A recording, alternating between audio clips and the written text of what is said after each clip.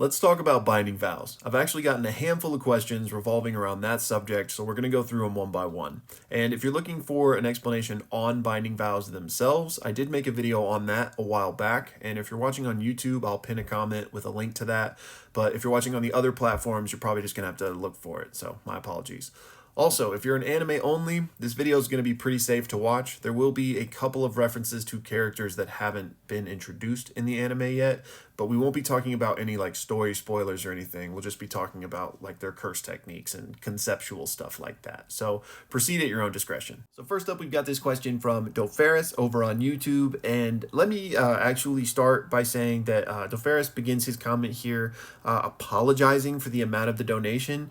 My guy, please erase that thought completely from your mind. The fact that anyone would be willing to spend their hard-earned money to support me and help me with what I do here absolutely blows me away. So please just erase that completely from your thoughts. So Ferris, thank you, man. And his question was, y'all can pause and read it if you want to in its entirety, but it's essentially asking what the limits of binding vows are. Specifically asking, could you binding vow yourself into someone like Toji? Like, could you replicate that heavenly restriction?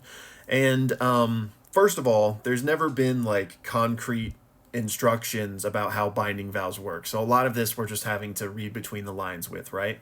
But for my money, my best understanding is that binding vows have to be something kind of within the realm of your control, which means, no, you could not binding vow yourself into Toji or Mekamaru because their abilities are things they have no control over. Like, you couldn't make yourself, as strong or as fast as Toji because, like, that's impossible, if that makes sense. However,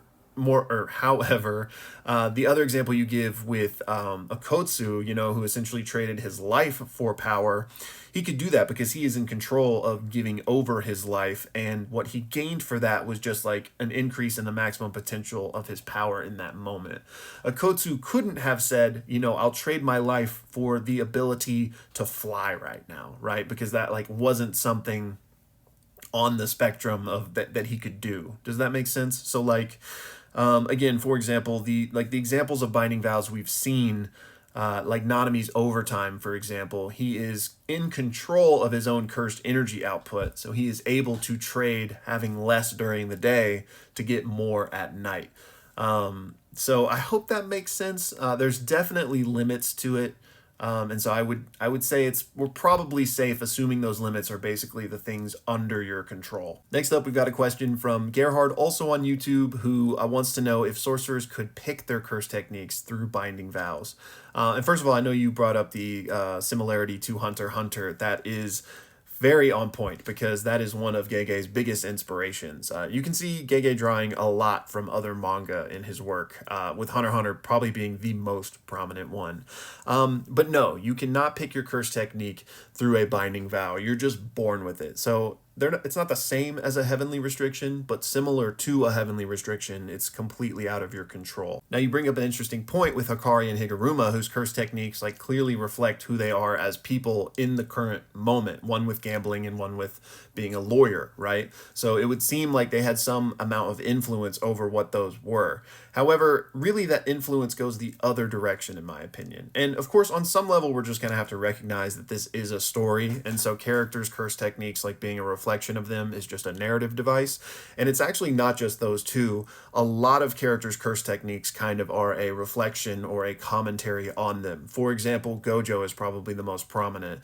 He is the strongest and he has a severe loneliness and isolation from that fact, and his curse technique reflects that in the infinity, which literally keeps everyone away from him, right?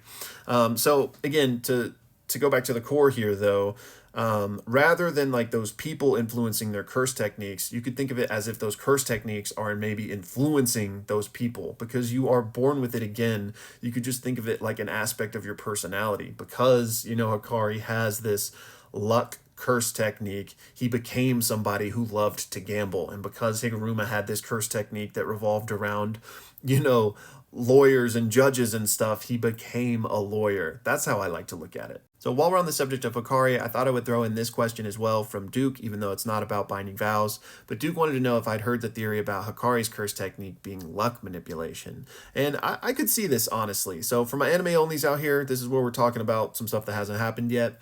But Hikari's curse technique is his domain. Like, they kind of come hand in hand. And there's a few examples of that in the story. So a lot of people are wondering, like, okay, we understand Hikari's domain.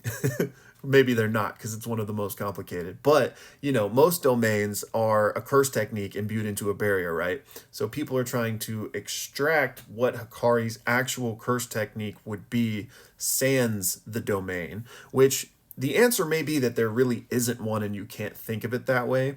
But if there is, I could totally see it being luck manipulation. And I think this even could be something that is ultimately revealed.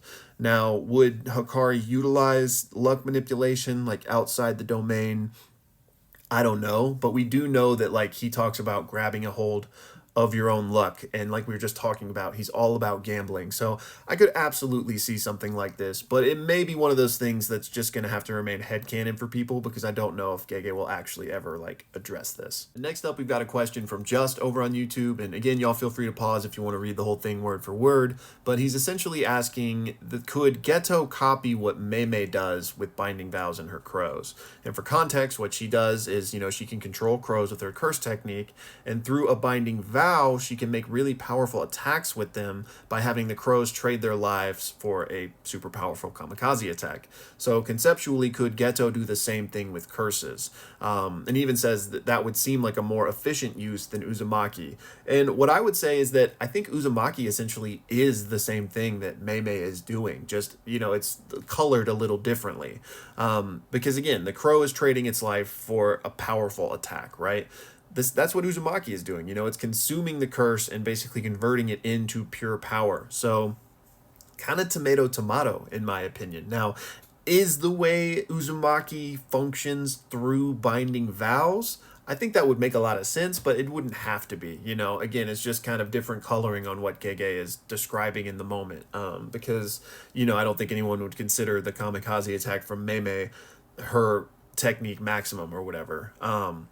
But yeah, and I'm not sure if you're an anime only or not, but I know if you are, I know a lot of people are confused and they think that Uzumaki must use all of his curses into a blast, but that's not the case. He could use just one curse to make an Uzumaki. So, in that way, it is very, very similar to what Mei is doing. But yeah, so I hope this answer is satisfying, because I know you compared it to Uzumaki to begin with, but I think, yeah, that's basically what he's doing. Finally, y'all, while we were talking about cursed spirit manipulation, I figured I would throw this one in as well from E. Abrams over on YouTube, who wants to know why Kenjaku said he wanted Jogo. What do I think his plans would have been for Jogo in the culling games?